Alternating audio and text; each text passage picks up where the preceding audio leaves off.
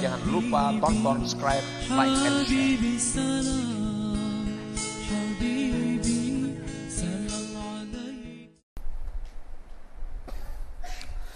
Diriwayatkan dari Al-Abbas ibnu Abdul Muttalib, ia berkata, saya adalah bersaudara dengan Abu Lahab, sama-sama anak Abdul Muttalib, dan berteman dengannya, badang sanak dan berkawan.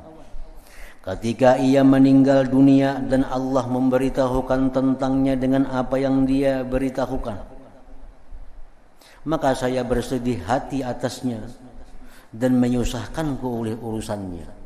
Karena Abu Lahab kalau mau beriman lawan Nabi sampai mati, sehingga turun ayat Quran, tabbat yada abi lahabi wa tab ma agna anhu maluhu wa ma kasab. Ujar Abbas, aku ini ngarendang sanak sedih hati. Nah sanak itu, nah Quran menurunkan ayat bahwa Abu Lahab itu menyala api di awaknya.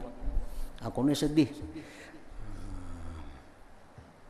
Maka saya meminta kepada Allah Ta'ala selama setahun, minta tiap malam minta kepada Allah agar memperlihatkan ia kepadaku dalam tidur. Minta kepada Allah agar bisa melihat Abu Lahab.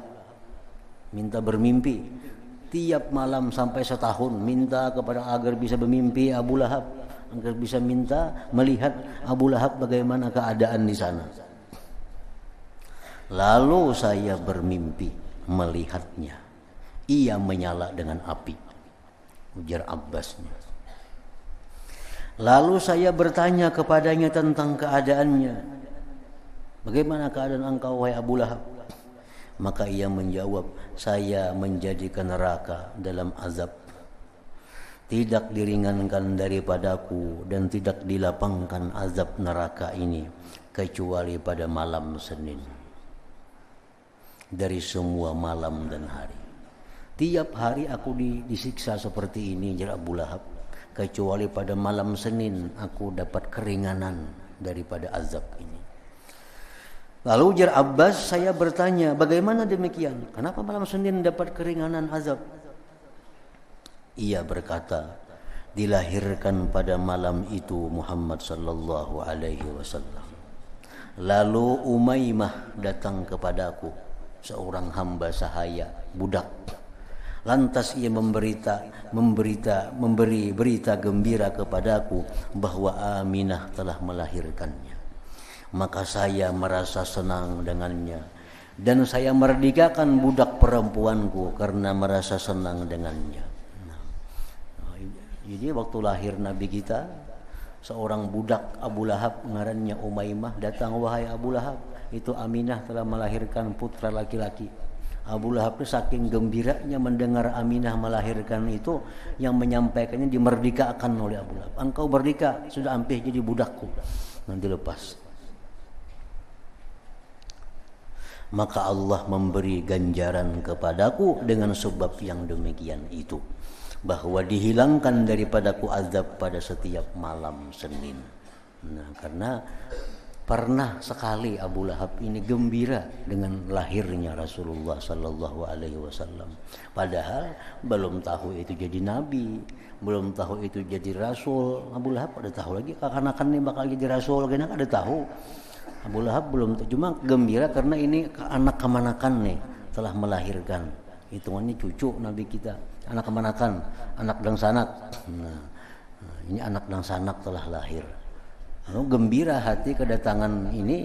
Nah, gembiranya itu menyebabkan Abu Lahab diselamatkan, dihilangkan azab pada malam Senin. Setiap malam Senin Abu Lahab dapat kesenangan karena pernah sekali gembira atas lahirnya Rasulullah sallallahu alaihi wasallam.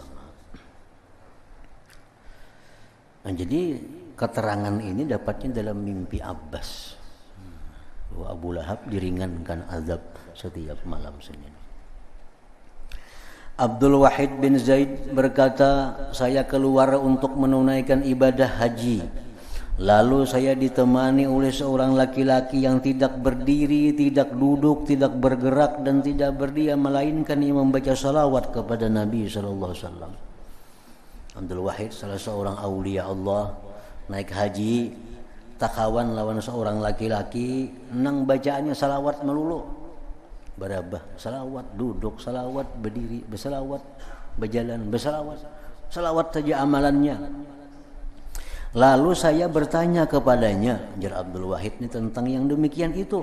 Kenapa garang icam ini harus salawat saja dibaca? Kadang-kadang amalan lain, tasbih kah, zikir kah, atau apa? Maka ia menjawab, saya akan memberitahukan kepadamu tentang yang demikian. Saya keluar pertama kali pergi ke Mekah dan saya bersama ayahku. Maka manakala kami berangkat, saya tidur di sebagian rumah. Lalu ketika saya tengah tidur, tiba-tiba datang kepadaku orang yang datang.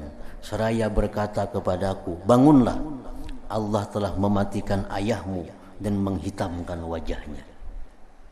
Lalu saya terbangun dengan terkejut. Lantas saya buka kain dari wajahnya, maka tiba-tiba ia telah meninggal dunia dan lagi hitam wajahnya. Mimpi nih, asalnya mimpi. Diperiksa kenyataan, abah meninggal dan hitam wajahnya.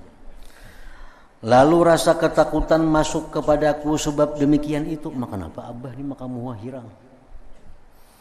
Maka ketika saya dalam keadaan bersedih, tiba-tiba mataku mengalahkanku, maka aku tertidur. Maka tiba-tiba saya melihat di atas kepala ayahku ada 4 orang hitam yang bersama mereka tiang-tiang besi. Tiba-tiba datanglah seorang laki-laki yang bagus wajahnya di antara 2 pakaian yang hijau. Lalu laki-laki itu berkata kepada mereka, berjauhlah. Lalu ia laki-laki itu mengusap wajah ayahku dengan tangannya. Kemudian ia mendatangiku seraya berkata, bangunlah, Allah telah memutihkan wajah ayahmu. Lalu saya bertanya kepadanya, siapa engkau? Bi abi anta wa ummi. Maka ia menjawab, aku Muhammad, aku adalah Nabi Muhammad. Teman itu berkata, ujar Abdul Wahid ini mengisahkan, teman itu berkata, lalu saya membuka kain dari wajah ayahku, tiba-tiba telah putih. Maka saya tidak meninggalkan salawat kepada Rasulullah SAW setelah itu. Nah, setelah kejadian itu, orang ini menjadikan salawat sebagai amalannya sehari-hari. Karena merasa bahwa Nabi kita yang memberitahunya dalam mimpi, Nabi kita yang menyelamatkan abahnya dalam mimpi juga tahunya, akhirnya menjadikan amalan salawat sebagai amalan pokoknya. Dari Umar ibnu Abdul Aziz berkata, Umar bin Abdul Aziz, saya bermimpi bertemu dengan Rasulullah sallallahu alaihi wasallam dan Abu Bakar dan Umar radhiyallahu anhuma duduk di dekat beliau. Lalu saya mengucap salam dan duduk. Maka ketika saya tengah duduk, tiba-tiba didatangkan Ali dan Muawiyah. Lalu dimasukkan ke suatu rumah dan direnggangkan pintu atas keduanya. Dan saya melihat, maka tidaklah lebih cepat daripada keluarnya Ali radhiyallahu anhu dari rumah itu, dan ia berkata, dia telah memutuskan bagiku demi Tuhan Ka'bah. Jadi memimpi Umar bin Abdul Aziz, ini salah seorang aulia besar di masa tabi'in.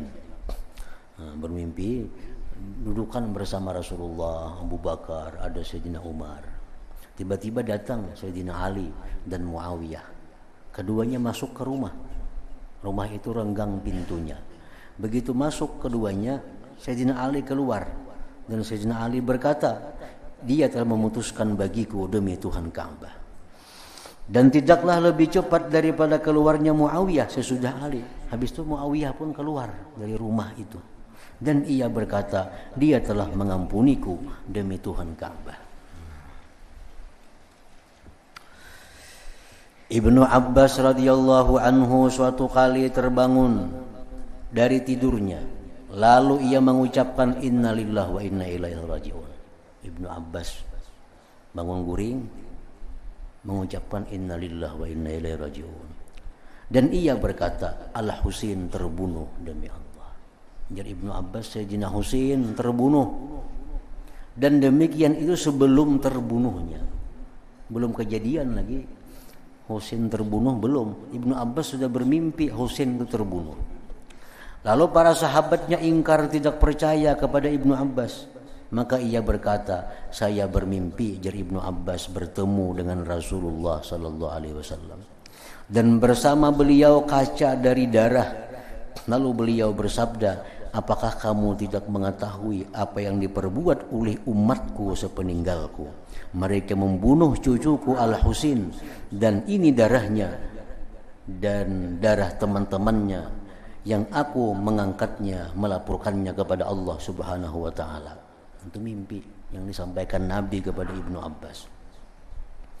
Maka datanglah berita setelah 24 hari. 24 hari kemudian datang berita dengan terbunuhnya Al-Husin dan hari dari hari yang dimimpikan Ibnu Abbas itu. Nah, jadi mimpi ini ikhbar bil mustaqbal, menghabarkan kejadian yang akan datang. Dimimpikan Abu Bakar Siddiq radhiyallahu anhu, maka dikatakan kepadanya, sesungguhnya engkau telah berkata terus-menerus tentang lisanmu. Inilah yang membawa kepada tempat-tempat kedatangan. Maka apa yang diperbuat oleh Allah denganmu?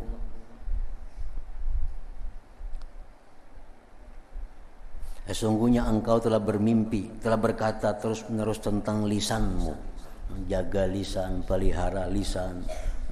Inilah yang membawaku kepada tempat-tempat kedatangan. Orang ke surga bisa dengan lisannya. Orang ke neraka bisa sebab lisannya. Maka apa yang diperbuat oleh Allah denganmu? Orang memimpi pertemuan Abu Bakar. Kayak apa engkau di sana, wahai Abu Bakar? Abu Bakar menjawab, saya mengatakan dengan lisanku la ilaha illallah. Maka dia kalimat itulah yang membawaku ke surga. Jadi mimpi-mimpi yang disebutkan ini ada mimpi tentang mengetahui yang terjadi di alam barzah sana, macam kayak Abbas tadi mimpi Abu Lahab. Ada mimpi-mimpi yang berguna untuk menjelaskan yang akan terjadi di belakang hari.